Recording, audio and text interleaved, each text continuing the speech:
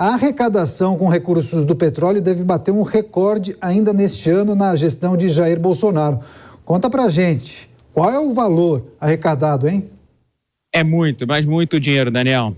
A perspectiva é que somente nesse ano de 2022, as participações governamentais que envolvem aí royalties, que é uma compensação da atividade petrolífera para preservar o meio ambiente, e também as participações especiais são participações pagas por aqueles campos que produzem elevada quantidade de petróleo e gás. Somente neste ano de 2022, essas participações governamentais que envolvem essas duas rubricas devem somar algo como 118 bilhões de reais. Cálculos feitos em um estudo do Centro Brasileiro de Infraestrutura.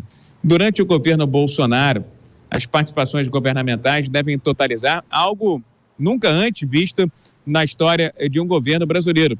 368 bilhões de reais. É muito dinheiro para a União, estados e municípios.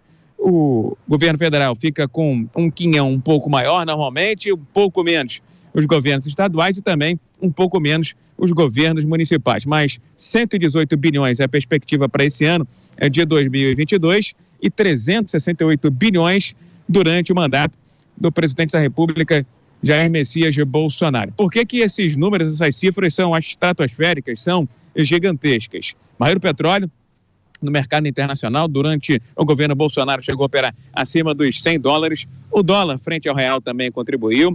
Teve também um efeito dos bônus de assinatura, dos leilões de petróleo, teve o Campo de Búzios, que rendeu aí quase 70 bilhões de reais, e, é claro, aumentou a produção nacional de petróleo e gás. A perspectiva, segundo o economista, especialista nessa área de petróleo e gás, também do Centro Brasileiro de Infraestrutura, Pedro Rodrigues, é que se essas variáveis se mantiverem nos próximos anos, esses valores gigantescos de 368 bilhões de reais podem ser ainda maiores daqui para frente. Vamos ouvir o que disse Pedro Rodrigues à Jovem Pan.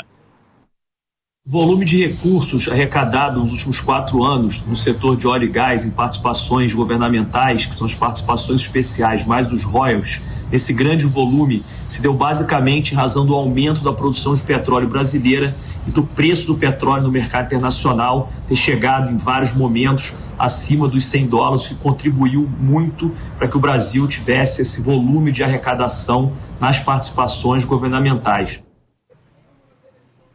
Petróleo e gás continuam sendo uma espécie de galinha dos ovos de ouro. Pressão é o tal do bilhete premiado. Dinheiro não falta, viu, Daniel? O problema é como as autoridades, os governantes, fazem uso dessa bolada prevista de 368 bilhões de reais nesse mandato.